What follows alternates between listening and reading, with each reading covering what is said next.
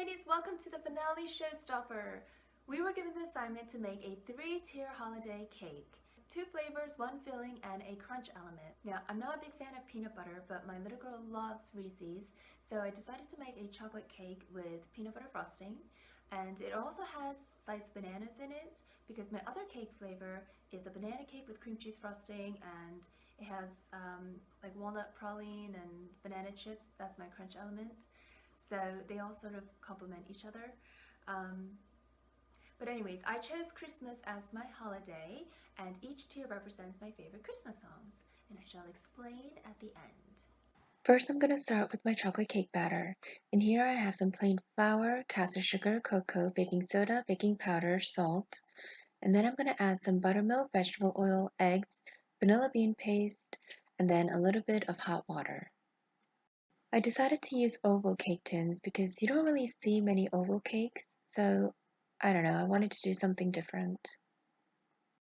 Moving on to my banana cake, I'm just beating some butter and sugar together, adding in the eggs, one at a time, some vanilla bean paste, and then I'm going to alternate my dry and wet ingredients together, which is a combination of plain flour, baking soda, salt, and buttermilk. And now I'm adding some ripe bananas. I need to split this batter between 3 oval cake tins, and this is eventually going to be my middle tier. Now that all my cakes are baked, I'm going to turn them out and let them cool for about 10 minutes before I wrap it with cling film and pop them in the freezer.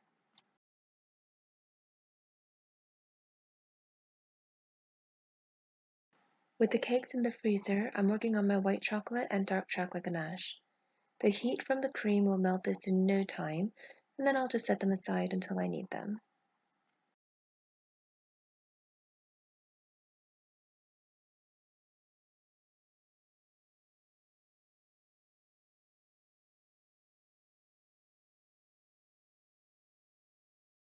I have here some ready-to-eat chestnuts.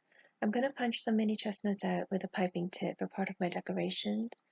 I also have some walnuts here so I can make praline. So to make praline, you just boil some sugar and water together, and I'm going to pour it over the walnuts because you could do it the other way around and put the walnuts in the pan, but I also need some for the chestnuts. So I'm just going to pour it over, and because I need the chestnuts to stay round and not have extra sugar on them, I'm removing each one from the praline mixture. I'm also removing the walnuts before the sugar hardens because I need to blitz this and I don't want excess sugar because then it'll just be too sweet. The banana chips are also in there just because I wanted a little bit more crunch. This is my peanut butter frosting for my chocolate cake. It's just butter, peanut butter, powdered sugar, and a little bit of whole milk. I kept it simple because I have so much going on in these cakes and I didn't want the flavors to drown each other out. This is my cream cheese frosting for my banana cake. It's just butter, cream cheese, a little bit of powdered sugar, and vanilla bean paste. Again, very simple. Now it's time for assembly. My chocolate cake has a slight dome which I'm cutting off because I want all the layers to be flat. The banana cake is fairly flat, so I don't need to trim those. I'm filling the banana cake first. It's just a layer of cream cheese frosting and a layer of the walnut praline and banana chips. And I'm being lazy, making a border with my spatula instead of using a piping bag.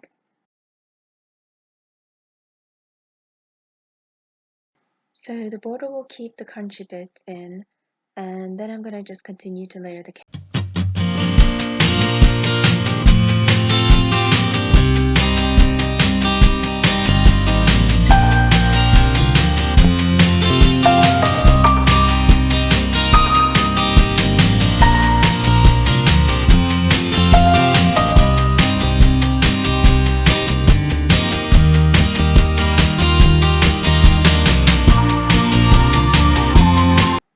Okay, so for my chocolate cake, it's going to have a layer of peanut butter frosting and a layer of sliced bananas. Now I have to do this for 2 tiers. the very small one on top, which is the 6-inch, and then also the bottom tier, which is the 11-inch, 10 or 11-inch. So I'm going to do that for both of these.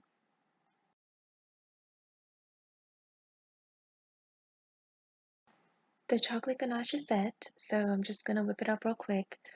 This is the dark chocolate ganache, which I'm using for the banana cake because the banana cake is already sweet. So I really wanted to offset it with a little bit of bitter chocolate. I'm just using my bench scraper to clean up the edges and the top of the cake. The white chocolate ganache is for the chocolate cake. The chocolate cake isn't very sweet, and I also made sure that the peanut butter frosting wasn't too sweet, so this white chocolate ganache will really balance it out very well.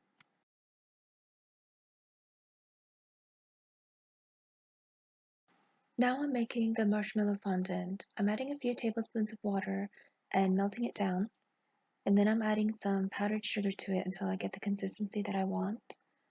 On the bake-off, you really can't use store-bought items. I mean, I suppose you can, but it's frowned upon. And I've made marshmallow fondant many times before, so I didn't have a problem with it, but I was really close on time. I think we have 4 hours or 4.5 hours or something like that to make the finale cake. Maybe it was 5. I don't remember. I have to go look at my paperwork again. Anywho, I'm coloring my fondant now. I need a chimney color, which is a reddish brown. It's for my fireplace. It's like a brick color. And I also need a deep red for my Christmas stockings. And then I'm gonna need some fire colors such as orange and yellow, and then some blue for my windows. And as you can see, I'm using gloves because, when I'm out and about, I don't need people thinking I'm an axe murderer and wonder why my hands are all bruised and bloodied up. And that's not something to take lightly. That actually happened. And once someone thought I was in an abusive relationship, so never again. If your fondant ever sticks to the counter, I like to use corn flour or cornstarch because I feel like it's so much better than powdered sugar. Fondant is already sweet, and I don't like to add more sugar to it. I have all my main colors here. I have my fireplace, windows, stockings, fire, and I also have a lot of white. Those of you that know me know I absolutely dread rolling things out, so this was a doozy. Before I cover the cake with fondant, I have to cut the excess cake board off, so I'm just using a very sharp pair of kitchen shears. After I make sure everything is nice and smooth, I'm going to move on to my decorations. This is part of my chimney. I'm just cutting out a rectangle and using a water pen so that it sticks onto the cake, and then I'm creating the border of the fireplace and some bricks. These are my Christmas stockings that are going to be hung on the fireplace. And again, I'm just using a water pen to stick these pieces together. This is firewood. I don't know if it really looks like firewood, but that's what it's supposed to be. Now I'm cutting out the flames. I'm just going to take the tip of the flame and pinch it together so it kind of looks like a teardrop. And this is the pan that's going to be on top of the firewood because it needs to roast chestnuts. It's really the small details I enjoy making. Kind of reminds me of a dollhouse, sort of.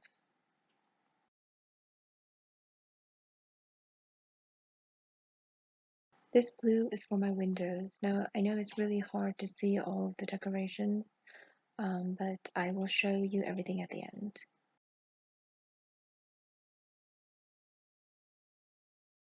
I've combined the leftover blue and a little bit of white together and just marbled it a little so I could make some snowflakes. I want my top tier to have sort of a curtain effect, so I won't be covering the entire thing, but the bottom tier will be fully covered. These are the chestnut pralines. I'm simply taking some royal icing and using it as an adhesive to stick to the pan. And this is what it looks like.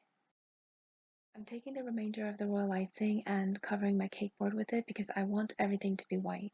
I don't like to use anything other than bubble tea straws to stack my cakes.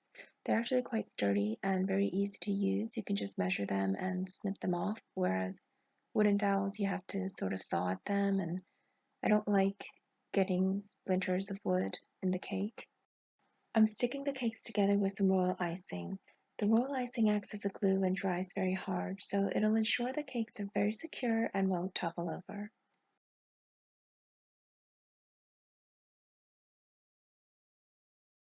The top tier is Have Yourself a Merry Little Christmas. There's a line in that song that says, "From now on, your troubles will be out of sight."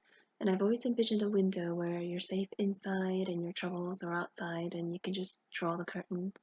The middle tier is the Christmas song, and it opens with chestnuts roasting on an open fire. The bottom tier is self-explanatory. It's White Christmas. It opens with "I'm dreaming of a white Christmas," so I just wanted everything to be white. I can't believe this is my last challenge. I had such an amazing time creating these videos, and I'm so glad I was able to share them and not let them go to waste. Thank you so much for watching, and I hope to see you again soon.